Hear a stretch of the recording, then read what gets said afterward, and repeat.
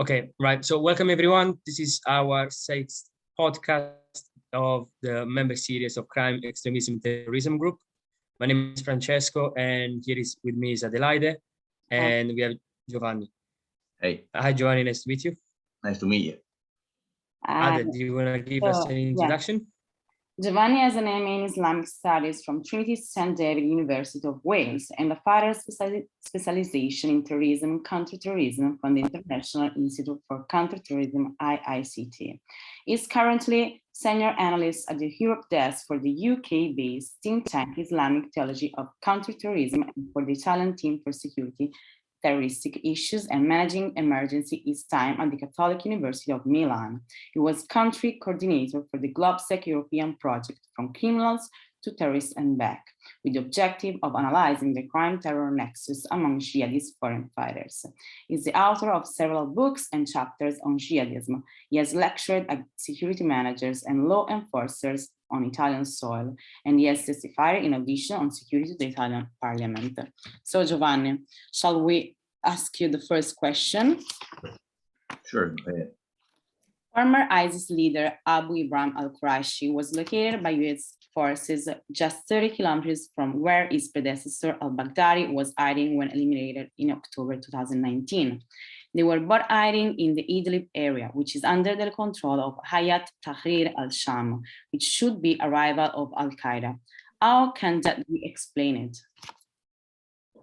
Well, I mean, that area around Idlib has always been a stronghold for jihadist organizations, groups, not just Hayat Tahrir al-Sham, which was former Jabhat al-Nusra, but also ISIS. I mean, if we think about it, al-Baghdadi had been hiding just 35 kilometers away from where Quraishi was detected and eliminated, which means that there must be some sort of agreement between the different organizations. I mean, personally, I do not believe that Al-Qaeda was not aware of Quraishi hiding there. Just as I don't believe that they didn't know that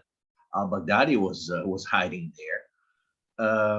I think that there is a reason for it, and it's because not only because it's just out of control by the Assad forces, but also because the Turkish border is very close, and as we know, Turkey has had and still has a major role in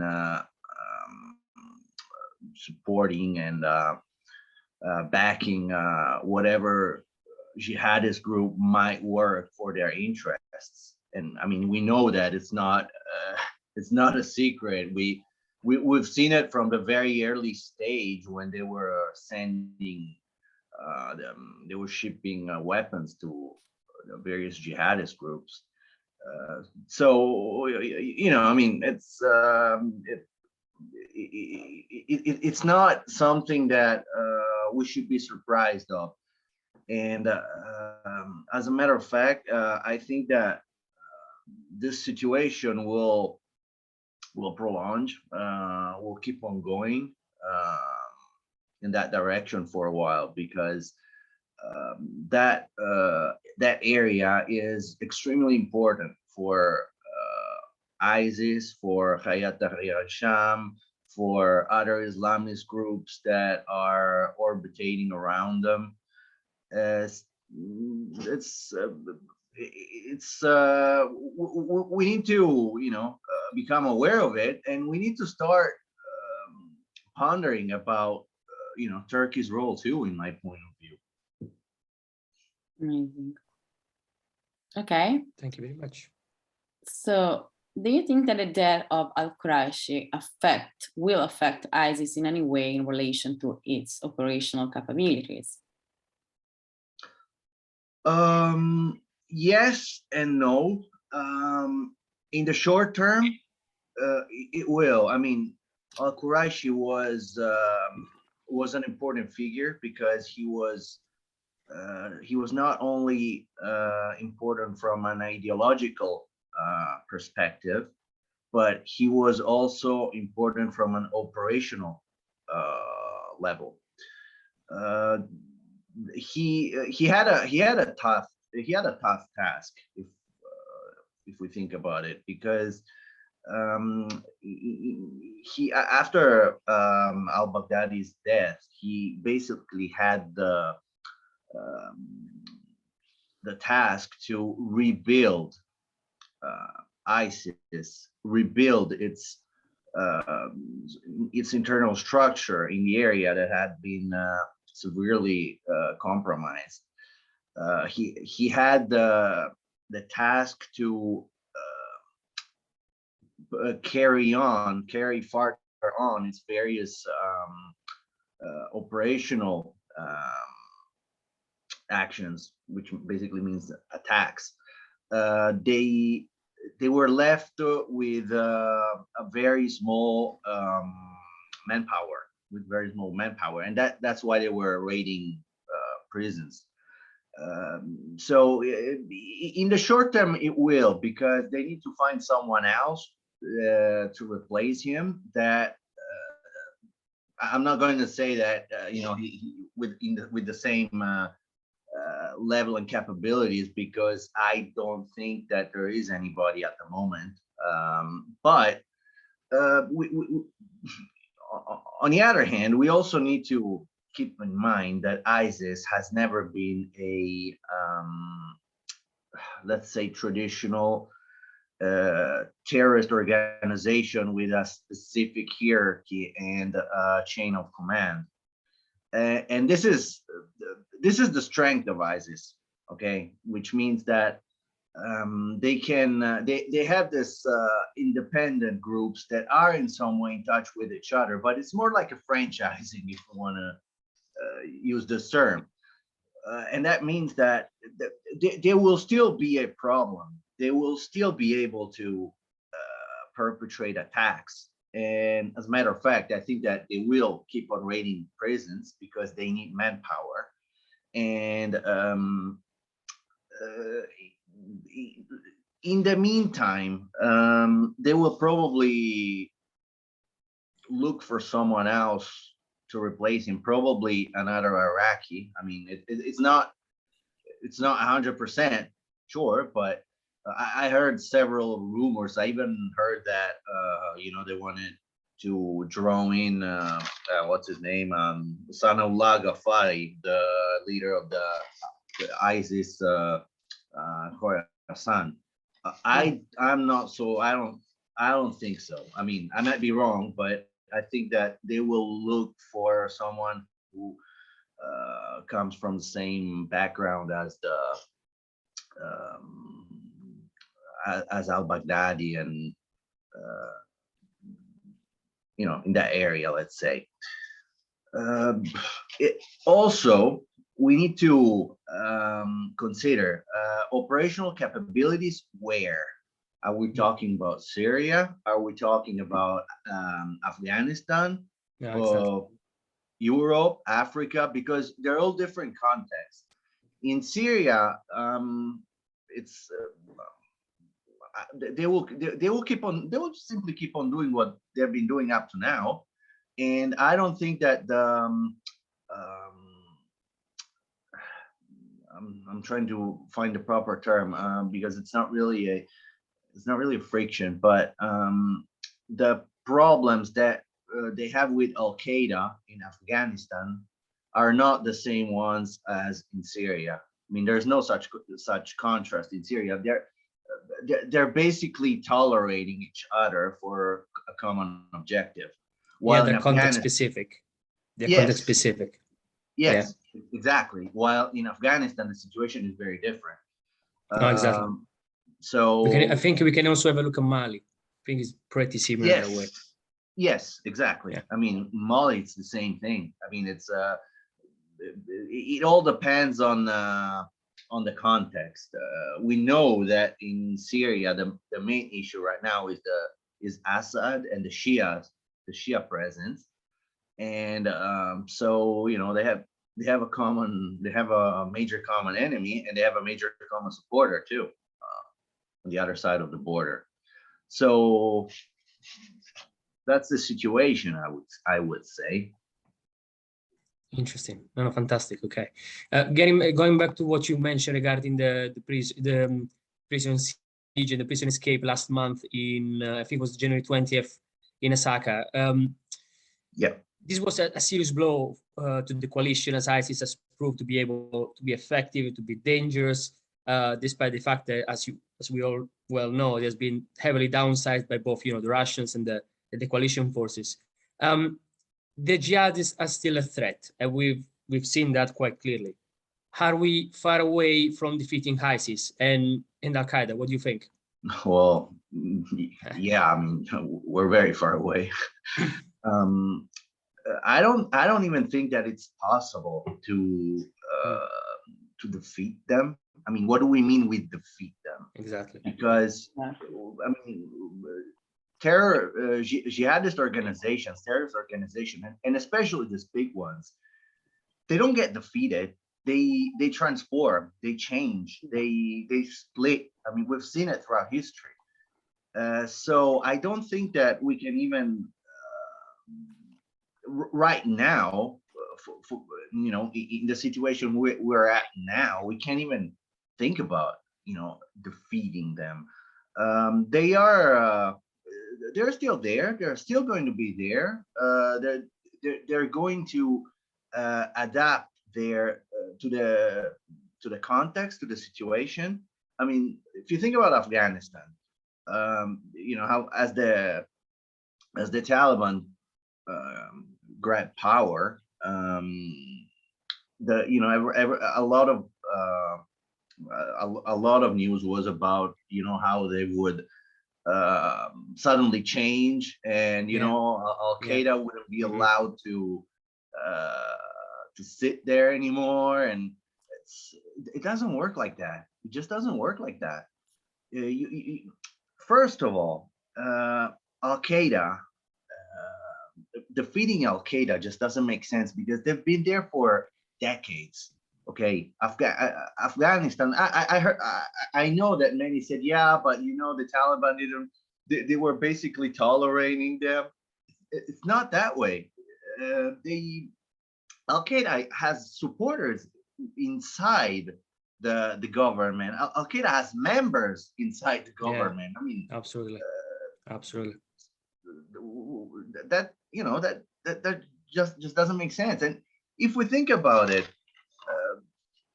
we have Al-Qaeda that has its. I mean, it's not my.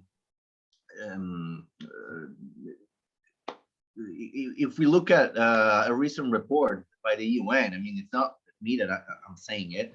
There's a recent UN report that clearly stated that Al-Qaeda is present in at least 15 Afghan provinces. Okay, it says that they are operating from Kandahar, Helmand, Nimruz, and they are within the government. And the fact that the Taliban say, no, we're not going to allow them to conduct attacks against US or the US or their allies, which is what they said, that doesn't mean that they're actually going to do it. And at the same time, we also know that ISIS is present. They're present in the eastern region of Afghanistan. They're both trying to consolidate, to root, especially looking for support from the local population. And and if we think about it, ISIS is actually the only real opposition right now to the Taliban in the country. Yeah. So it's with such a context. I don't think that we can even ponder about Al-Qaeda or ISIS being defeated. And what about Africa? I mean, in Africa, in Mali, in Nigeria, in Somalia, they're all over the place. And one more thing, I mean, the fact that in Syria, despite all the military campaigns that we've seen. You know, we've basically seen the coalition, Russia, Iran, Hezbollah, all against them, and they're still there. You know, they can't wipe out the area around Idlib. Why? I think that we'll still have to deal with them, and we'll still have to deal with them for a long time, in different with a different mechanism. I mean, I'm not saying that they're going to organize and operate like they did in the late 90s or in the first decade of the 2000s. No, they're not. I mean, jihad is flexibility. It's they're dynamic. They know how to adapt to the situations. So we just need to understand that they will simply transform. No, interesting. Just one point to add to what you said regarding also the government, how we perceive government compared, for example, to how they perceive the structure of a government. I think it's key to understanding how the way they operate as well. They are very quick in changing and transforming. Just that point. Very fast to what you mentioned. Just one more question from us. Does Afghanistan under Taliban rule represent a risk for Europe? It will be easier for jihadists to organize terror attacks abroad. I mean, you just mentioned that Al-Qaeda is pretty much in 15 provinces, and you also mentioned ISIS. And of course, the Taliban is now in power. What do you think? Well, first of all, I think that they are a threat. We need to understand that right now we are in a phase where they are reorganizing, they're consolidating their forces, but the long silence in Europe. I mean, it is true that we've seen a decrease in terror attacks in Europe in the last 12 months. We've been monitoring it, and it's obvious. But you know, a long silence, you know, doesn't mean that, you know, we need to be happy about it, because usually long periods of silence are followed by attacks. And I don't want to be an alarmist, okay? I'm just saying that, and if we look at the, for instance, at the Afghan context, we'll see that according to the Mayor Meet Center, in 2020, ISIS perpetrated 82 attacks and with 835 casualties. That was in 2020. 2021, the attacks went from 82 to 365, and the casualties went from 835 to 2,000, over 2,200. This means that they do have operational capabilities. Yeah. Okay, I know that we're talking about Afghanistan, but let's not forget that in the meantime, if we want to focus on Europe, we've seen flows of people coming in, and we don't even know who they are, because I speak to, for instance, to several colleagues in the United Kingdom, and they tell me, like, you know, in our hotels we are full of people, and we don't even know who they are. It's just not just the UK, because Italy is the same, Germany, France, it's the same situation all over. And since we don't know who we are, it's very, very possible that at some point someone will wake up. I mean, it happened in Texas. I heard it. We've seen it. Yeah, yes. And I mean, if you think about it, it's crazy. This guy just took the plane, flew all over to New York, and then went down to Dallas. Now, do you think that, you know, they wouldn't be able to do something like this in Europe, where we've seen it all over the place? So it's just a matter, as we said before, ISIS is like a franchising. You don't need, you know, like a clear chain of command like it happened with Al-Qaeda in 2004, and you know, with all the organizational mechanisms and things like that. You know, anybody can just radicalize and even in, in a very short period of time, and they just can go out and perpetrate their attack in the name of ISIS, and ISIS will always be ready to claim it, because that's their way of doing things. It's a question of self-legitimization as well, especially in the eyes of their own supporting base. Absolutely. This was Martin Crenshaw. They said it. Yeah. Absolutely. Strong legitimization base.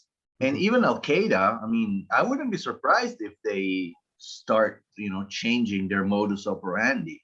I'm not saying that they will, but I'm saying that, they will, but I'm saying that, we shouldn't be surprised if they decide to change and, use independent cells, because obviously today it's much harder for terrorist organizations to run structures like they used to do in the late 90s or in the first years of 2000.